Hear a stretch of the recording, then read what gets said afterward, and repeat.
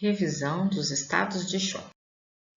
O estado de choque é quando o paciente está recebendo quantidade insuficiente de oxigênio nas suas células. Lembrando que o nosso corpo é todo formado por células vivas que precisam de oxigênio para respirar e por algum motivo elas não estão recebendo esse oxigênio na quantidade adequada. Então, o estado de choque é quando os tecidos, o conjunto de células da pessoa não está sendo bem perfundida, ou seja, não está recebendo a quantidade de oxigênio que deveria receber. Com isso, o que vai acontecer? O trabalho dessa célula vai ficar alterado, porque ela não tem oxigênio. Com esse trabalho alterado, esse metabolismo alterado, ela pode entrar em morte celular. Morre uma célula aqui, outra ali, outra aqui, outra ali, e vão morrendo células, e isso vai levar no órgão como um todo, vamos pensar no rim. Morreram várias células do rim. Ele vai primeiro entrar em disfunção, insuficiência renal. Depois continua essa morte, né? Nada foi feito para reverter o estado de choque e várias células continuam sofrendo e morrendo, o órgão acaba entrando em falência.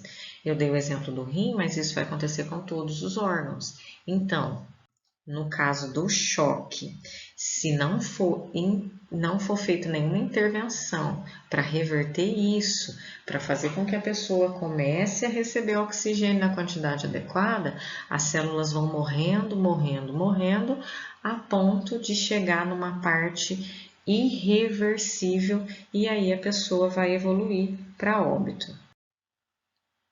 Então, a gente relembra que a enfermagem tem papel fundamental na monitorização hemodinâmica, que é justamente monitorar em tempo real se esse paciente está sendo bem perfundido ou não.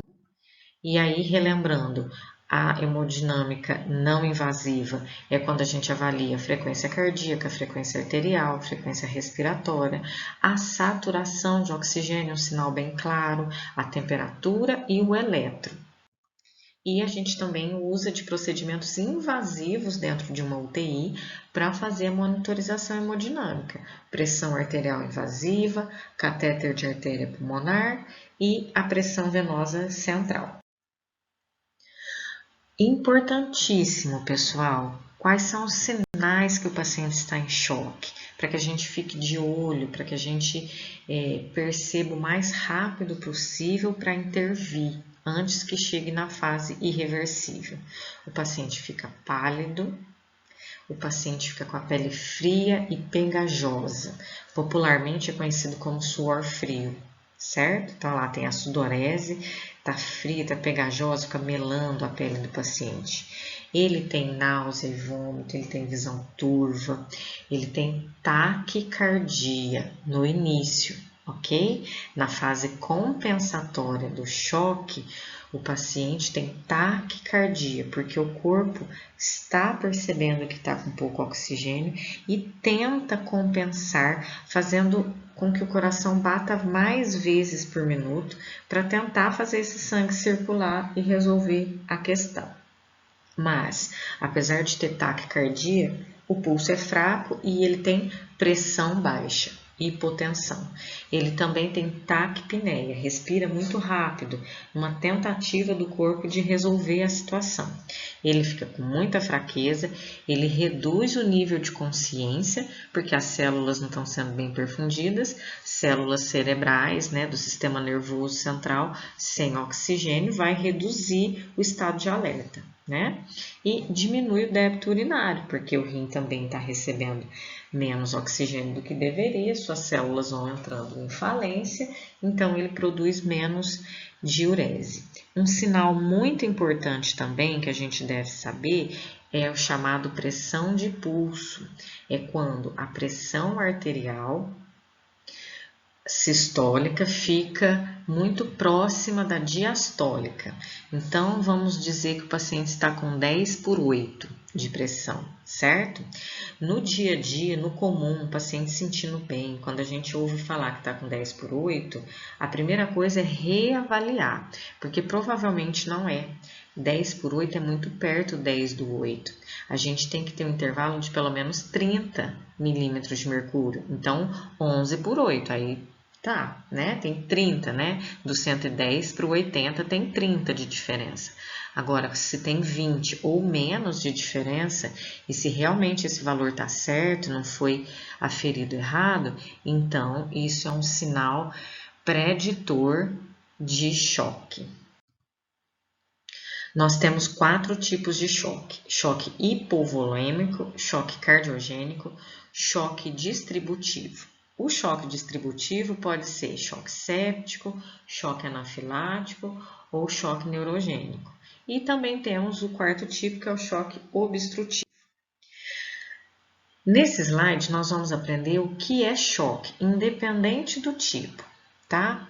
O choque é quando nós estamos com baixo retorno venoso ao coração. Então, no ciclo, na circulação, tá voltando, chegando menos sangue lá no átrio direito, certo? Como tá chegando menos sangue, isso vai levar a um baixo débito cardíaco. Esse baixo débito cardíaco vai levar a um baixo volume de sangue circulante. Se eu tenho um volume de sangue circulante menor do que eu deveria, então eu vou ter uma baixa perfusão dos tecidos.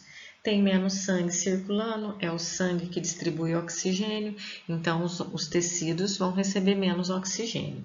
Então isso é o choque, independente de qual choque for. Como eu disse para vocês, existem 4 tipos de choque. O tipo de choque é o que causou tudo isso.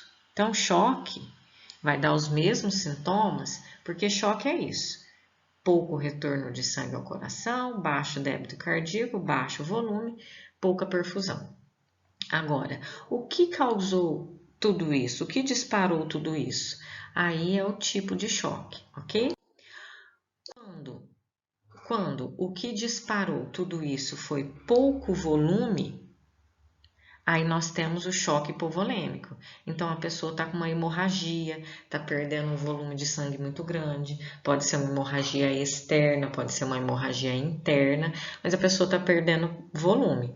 Se ela tem pouco volume, chega menos sangue ao coração, diminui o débito cardíaco, tem menos volume de sangue circulante e aí vai ter baixa perfusão.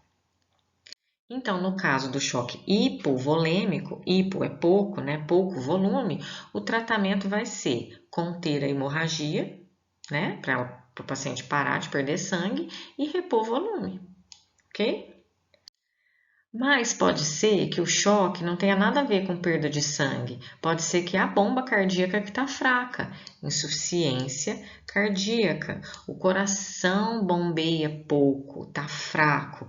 Pode ser porque ele teve um infarto, pode ser porque ele está com alguma arritmia severa, pode ser qualquer outra doença que leve à insuficiência cardíaca congestiva. Então vamos lá, o coração insuficiente bombeia fraco, isso faz com que volte, né, na circulação menos sangue para o coração, vai diminuir o débito cardíaco, vai diminuir o volume de sangue e, por fim, vai levar a baixa perfusão dos tecidos. Então, no choque cardiogênico, se a causa é uma insuficiência cardíaca, o tratamento vai ser resolver essa insuficiência cardíaca, seja com remédio para o coração, seja com cirurgia de revascularização, certo? Uma angioplastia, aí vai ter que ser avaliado a situação específica desse coração. No choque distributivo, como eu falei para vocês, existem 3 tipos: o séptico, o anafilático e o neurogênico. Mas todos eles estão juntos porque no choque distributivo o problema está nas artérias. As artérias sofrem uma vasodilatação constante, então elas aumentam seu diâmetro, seu calibre, por um período grande. Não é um aumento de uma dilatação da artéria momentânea, não, vai ficar dilatada.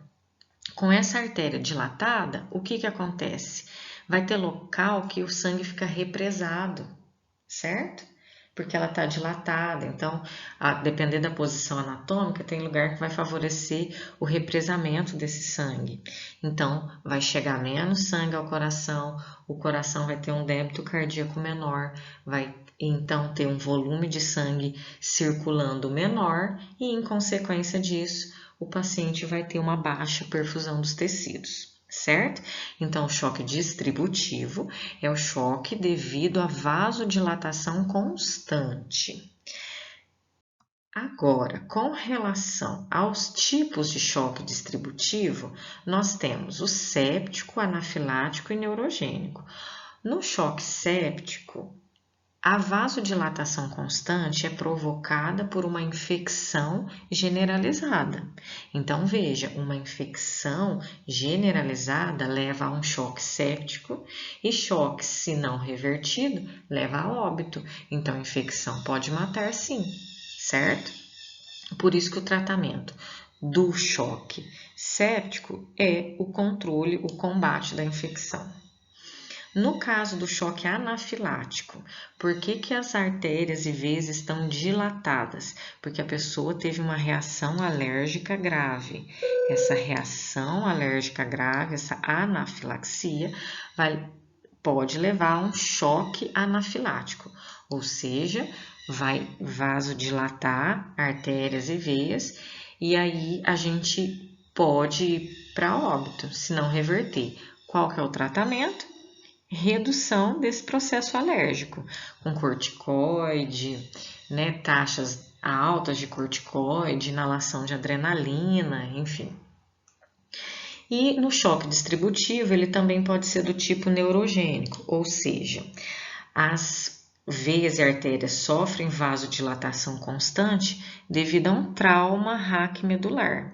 Então, sofreu um trauma na medula, ela passa a ter um código errado ali, uma mensagem errada nesses neurônios, por isso chamado de neurogênico, e aí o tratamento vai ter que ser imobilização ou às vezes uma cirurgia para correção dessas lesões. E o quarto e último tipo de choque é o choque obstrutivo. É quando tem alguma coisa tampando o fluxo de sangue, certo? Uma embolia pulmonar, por exemplo. Aí se tampa o fluxo do sangue, menos sangue chega ao coração, diminui o débito cardíaco, diminui o volume de sangue e a perfusão dos tecidos fica diminuída. Nesse caso, o tratamento é retirar essa obstrução, certo? O choque tem 3 fases. A primeira é a compensatória, como eu falei para vocês nos sinais e sintomas. O corpo tenta responder, tenta correr atrás disso, faz ter taquicardia, taquipneia, certo? Depois a gente evolui para uma fase progressiva, em que o corpo já não está mais conseguindo tanto isso. A gente já tem uma pressão baixa e uma frequência cardíaca normal. E depois a gente entra, infelizmente, na fase irreversível, que é quando o corpo já não consegue mais reagir de forma alguma, tá tudo baixo, frequência cardíaca baixa, frequência respiratória baixa, a pressão baixa, e aí os órgãos já foram lesados a um ponto que não volta mais. Por isso que quanto antes a gente descobrir, né, melhor. Se a gente descobrir nessa fase, muito melhor, porque a gente vai intervir com um tratamento específico para não deixar que chegue na fase irreversível. Os cuidados de enfermagem: monitorização hemodinâmica invasiva e não invasiva constante. É claro, é a enfermagem que vai perceber esses sinais, então a gente tem que ficar de olho o tempo inteiro para ver se o paciente está sendo bem perfundido ou não. Lembrar bem da monitorização hemodinâmica, avaliar esses sinais e sintomas, atuar no tratamento específico. Então, é uma hemorragia? Vamos conter. Vai ter que passar sangue? A enfermagem que passa. Vai ter que dar antibiótico? A enfermagem que administra, certo? Cuidados com oxigênio terapia, obviamente, esse paciente em choque precisa de auxílio de oxigênio. Medidas de higiene e conforto, porque o paciente em choque reduz o nível de consciência, então ele vai precisar de auxílio para isso. E registrar e comunicar qualquer alteração.